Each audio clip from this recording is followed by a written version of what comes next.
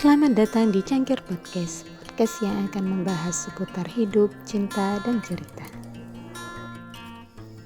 Selamat bertemu kembali ya teman-teman. Semoga kalian selalu diberi kesehatan, keberkahan, dan lancar rezeki.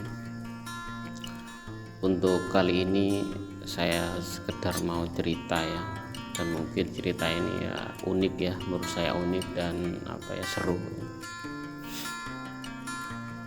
Saya itu punya seorang guru ya, seorang kiai yang bijak ya dan alim, dimana beliau itu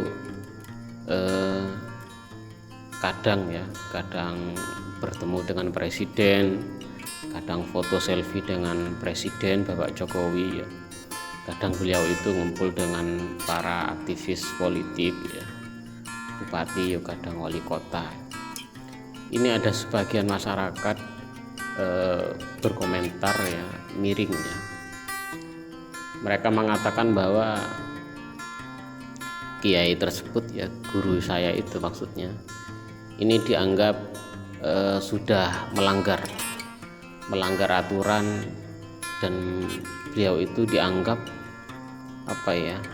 dianggap berbuat kotor, berbuat sesuatu yang tidak baik menurut mereka. Mereka mengatakan bahwa seorang kiai itu tidak boleh berada di wilayah politik. Seorang kiai itu ya kerjaannya ya wiritan, ngaji, ngajar, dakwah, dan lain sebagainya. Jadi oleh masyarakat yang pandangannya miring ini, seorang kiai, seorang wali atau seorang alim ulama ini dibatasi oleh mereka, bahwa mereka itu hanya boleh melakukan hal-hal yang berbau agama secara zahir ya, ngajar, mendirikan pesantren, berdakwah, ngaji kitab ya, dan lain sebagainya.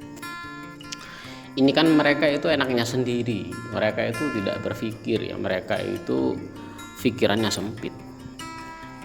Nah, logikanya ya, pertanyaannya, jika orang-orang yang soleh, jika orang-orang yang baik seperti kiai, ulama, orang yang bijak itu dilarang untuk duduk di kepemimpinan ya, dilarang untuk duduk di kepemimpinan ya, dilarang berada di wilayah kepemerintahan, jadi wali kota tidak boleh, jadi presiden tidak boleh, jadi wakil presiden tidak boleh, jadi bupati tidak boleh. Ini kan lucu ya. Justru ketika orang baik, orang yang soleh itu memegang sebuah kepemimpinan, justru kita kan enak. Seharusnya kita bersyukur ya, karena daerah kita, negara kita dipimpin oleh seorang ulama atau orang-orang yang soleh. Mereka ini gimana ya cara berpikirnya mereka itu?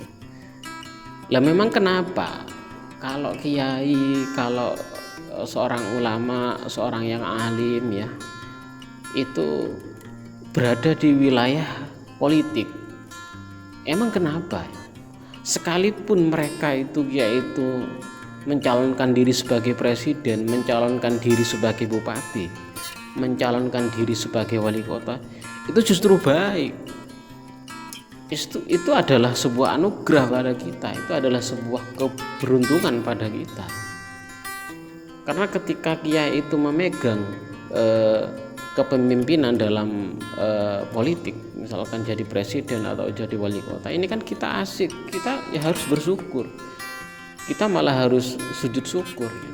Kenapa? Karena daerah kita, kota kita atau negara kita dipimpin oleh orang yang soleh. Nah, mereka itu gimana ya cara berpikirnya? Kok seolah-olah asumsi mereka atau pikiran mereka itu baik dan benar. Ya sudah, misalkan kita itu kita ikutilah misalkan pendapat mereka. Ya sudah, orang-orang yang baik, orang-orang yang takut dosa ya, orang-orang yang ibadahnya itu luar biasa, dia betul-betul punya sifat takwa kepada Tuhan ya, Tentu orang-orang yang soleh ini kan pasti tidak melakukan hal-hal yang dosa karena dia takut, dia punya ketakwaan yang luar biasa. Korupsi ya tidak mungkin berani, apalagi semacam zina, mabuk-mabukan tidak mungkin lah ya, apalagi mendirikan lokalisasi atau mendirikan pabrik minuman keras tidak mungkin lah kalau dia orang yang takwa ya. Oke lah, misalkan mereka itu dilarang untuk duduk di wilayah politik, tidak boleh nyalon misalkan. Lah sekarang yang boleh untuk mencalonkan diri siapa? Nanti kalau dipegang orang-orang yang punya karakter buruk, wah ini bisa berantakan negara ini, bisa hancur daerah ini. Justru kalau kita paham fikih, kalau kita paham hukum agama, ketika para calon yang mencalonkan presiden ini semuanya adalah orang-orang yang jahat misalkan, atau yang mencalonkan diri sebagai bupati atau wali kota ini adalah orang-orang yang jahat, orang-orang yang dolim, dimana kalau dia jadi besar kemungkinan dia akan mendirikan lokalisasi tempat-tempat pelacuran atau akan meresmikan pabrik-pabrik miras, minuman keras, akan meresmikan tempat-tempat perjudian.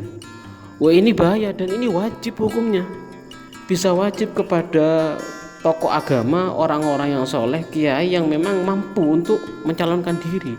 Ini bisa wajib. Kenapa kok wajib? Karena ketika para kiai diem, dia tidak mau melangkah, maka negara itu, daerah itu akan dipegang, akan dipimpin oleh orang-orang yang zalim. Bisa dosa nanti. Ini kan kesana, kita kan harus paham itu ya. Lah orang itu kan kesusu untuk berkomentar ya. Dia ya tidak punya ilmu apa-apa ya, pengetahuannya minim ya. Kemudian mengomentari orang-orang yang alim, mengomentari para ulama ya. Ya sebetulnya kita itu diem, tidak usah komentar apa-apa. Lawang kiai yang mencalonkan diri sebagai presiden, mencalonkan diri sebagai wakil presiden, mencalonkan diri sebagai wali kota dan bupati, itu kan lebih alim dari kita. Mereka itu sudah paham ilmu agama ya, ilmu umum apalagi ya. Mereka itu pakar, sementara kita tidak ada apa-apanya kok komentar gitu. Sebetulnya kalau kita mau komentar ya harus ilmiah. Justru saya pribadi atau sesungguhnya ya semua masyarakat itu harus sujud syukur ketika daerahnya itu dipimpin oleh seorang kiai, orang yang soleh, negara dipimpin oleh seorang yang soleh, seorang muslim dipimpin oleh kiai. Dulu di saat dipimpin oleh Gus Dur, kita harus sujud syukur, atau dipimpin oleh Kiai Ma'ruf Amin ya, kita sebetulnya harus bersyukur. Kita itu ada saja ya masyarakat itu komentarnya miring ya padahal kita itu tidak tahu apa-apa ya, kita itu awam. Sebetulnya kita itu harus berkiblat atau bermakmum kepada beliau, bukan mengatur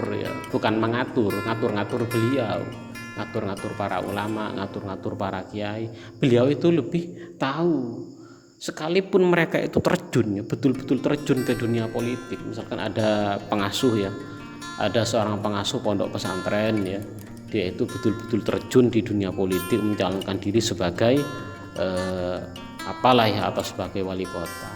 Mereka itu lebih mengerti apa tujuan mereka, apa niatan mereka. Kalau saya yakin, kalau seorang yang soleh, orang yang soleh, kiai itu mencalonkan diri, berarti tujuannya jelas baik. Loh dia orang soleh ya mungkin mereka itu khawatir daerah kita itu akan dipimpin oleh orang-orang yang dolim. Ya coba sudah rasakan ketika daerah itu dipimpin oleh orang-orang yang dolim, lokalisasi tempat pelacuran diresmikan ya, dilegalkan ya, minuman miras ya, pabrik-pabrik minuman keras itu dilegalkan ya, terus sabung ayam taruhan itu ya, main judi itu dilegalkan, semuanya dilegalkan. Ini bahaya ya. Semoga saja ya kita itu sadar dan semoga gitu ndak sok tahu gitu ya. Kita itu harus bermakmum kepada para para kiai ya. Ya semoga kita itu diberi kesadaran ya, diberi kepahaman ya. Semoga saja kita itu ndak punya sifat yang enggak ya. Ya semoga saja ya kita itu jadi orang yang baik, tidak buruk sangka ya. Ya mungkin itu saja ya obrolan kita malam ini ya. Semoga obrolan ini menjadi obrolan yang dinilai sebuah kebaikan yang dapat mengantarkan kita ke ridho Allah, yang yang dapat mengantarkan kita ke surganya ya. Sudah ya, semoga kita kapan-kapan bisa bertemu kembali ya. Semoga kalian itu kehidupan sehari-harinya sehat, normal, dan penuh keberkahan. Assalamualaikum warahmatullahi wabarakatuh.